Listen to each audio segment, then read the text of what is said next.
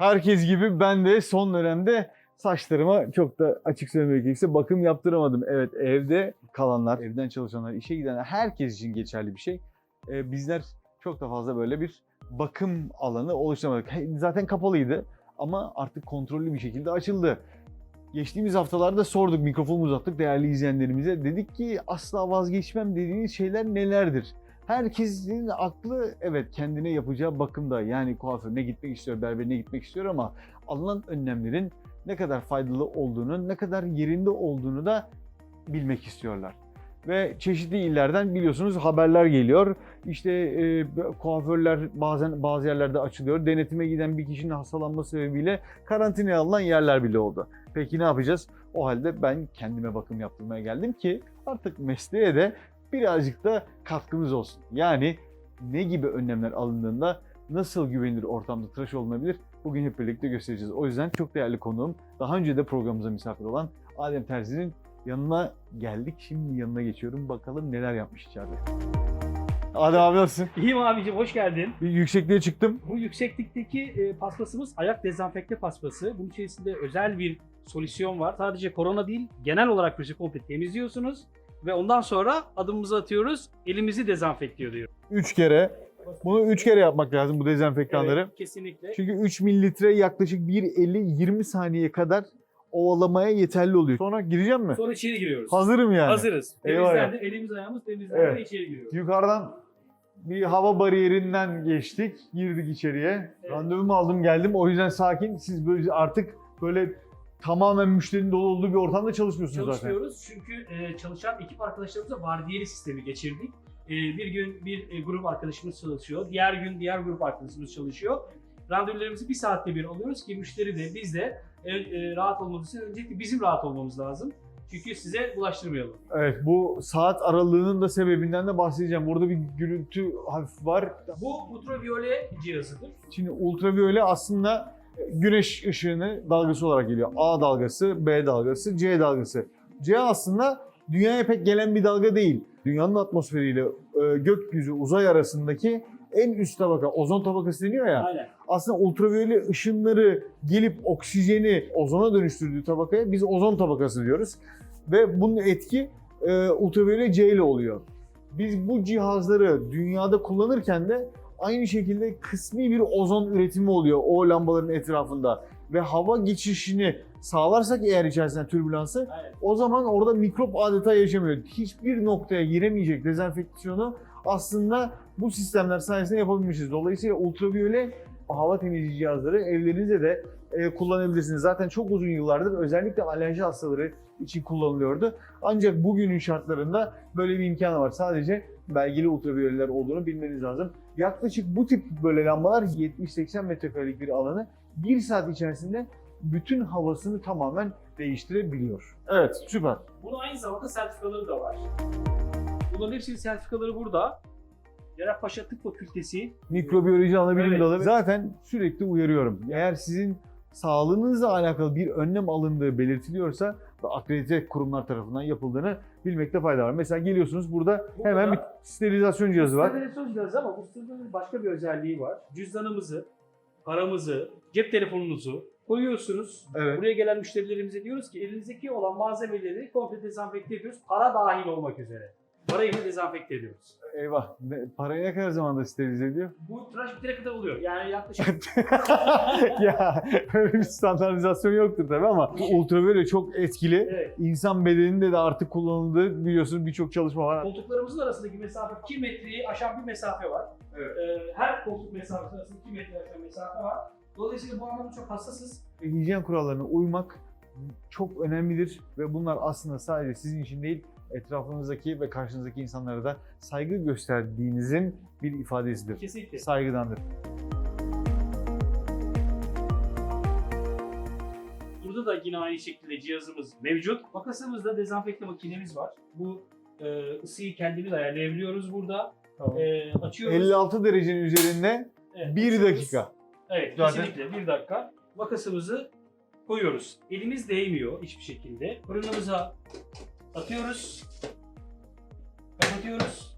Arkasından da çalıştırıyoruz. Buradan çıktıktan sonra yine bu cihazla el değmeden, temas etmeden Poşetlerimize dezenfekte olsun diye diğer müşteriye hazırlık için koyuyoruz ve ağzını komple kapatıyoruz. Resmen ameliyathane gibi. Kapılarında böyle kırmızı beyaz dönen bir şey vardır. Evet. Bilirsiniz değil mi? Evet. O aslında metal iki şeyin arasında. Arkadaşlar görüntüyü de şu anda yakalayamıyorsanız ekrana da verin lütfen. Ondan sonra tepesinde böyle bir metal tas gibi, altında bir metal tas gibi Döner böyle. kırmızı beyaz böyle döner.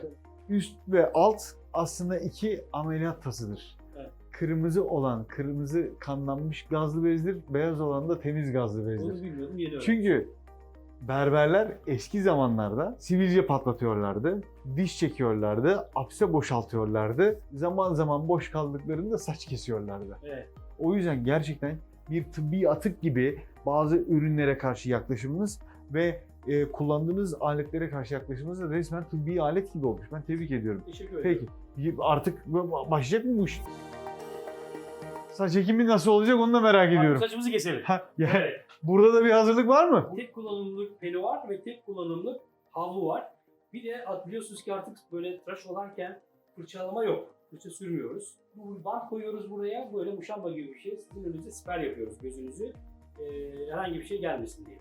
Zaten her müşteriye bir havlu kullanılıyor Aynen. ve yıkanıyordu. Evet. Şimdi anladığım kadarıyla bu da ortadan kalktı. Poşetli atıyorum yıkadınız havluyla saçınızı. Evet. Yıkamaya gidiyor. Dezenfekte yapılıyor. Yıkanıyor. Tertemiz poşetleniyor. Jelatinleniyor. Tekrar kullanabilirsiniz denildi. Ama biz tek kullanımlar döndük. Şimdi şöyle bir şey var. Aslında bu havlular dediğin gibi işte tek kullanıma da geçtiği zaman önemli olan yıkandıktan sonra atıldığı ve bekletildiği yer. O belli bir süre burada kalacak demek ve işte başka yerleri de kontamine edecek. Artık çamaşır makinelerinin içerisinde eriyebilen torbalar var. Onu torbasıyla birlikte çamaşır makinesine atıyorsunuz.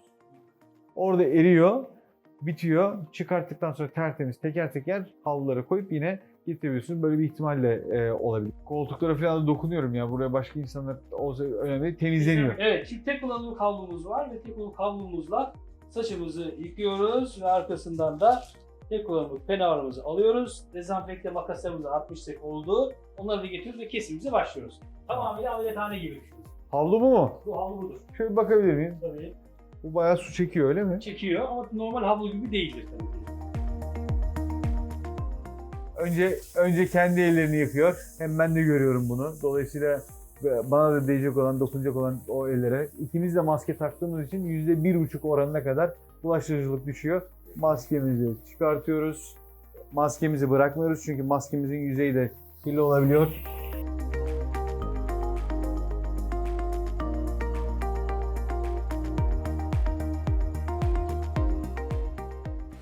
Evet, tek kullanımlık bu örtüyü de koyduk. Evet, bu da bence iyi bir şey olmuş.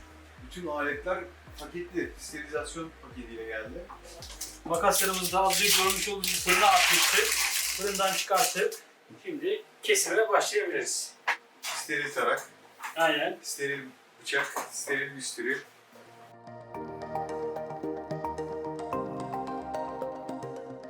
Sadece değil, yukarıdan partikül yağmasını da Aynen. engelliyor. Aynı zamanda görmemi de engellemiyor. Evet. Kesinlikle hem görmenizi engellemiyor, bir de dediğiniz gibi yukarıdaki partikülleri de almıyor, gözünüze ve ağzınıza girmiyor.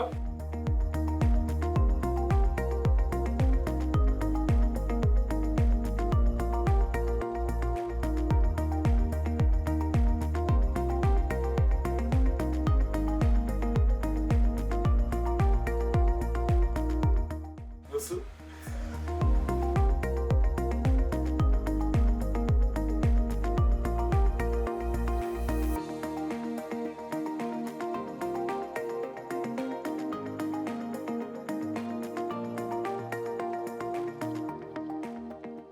Evet. Teşekkür ederim. Buyurun. Buyurun. Ben teşekkür ederim. Sağ ol. Evet, bugün de gerçekten bu işin sonuna geldik. Evet, Ama evet. muazzam bir hazırlık. Sosyal medyada takip ettim. Orada gördüm, bir yol haritası belirlemişti.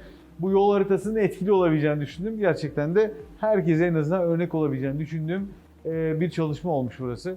Herkes kendi ölçeğine göre, kendi büyüklüğüne göre bir tane masası, bir tane sandalyesi olan bir berber dükkanının bile alabileceği önlemler var. Amaç burada hani her şeyi yapabiliyor olmak belki de değil.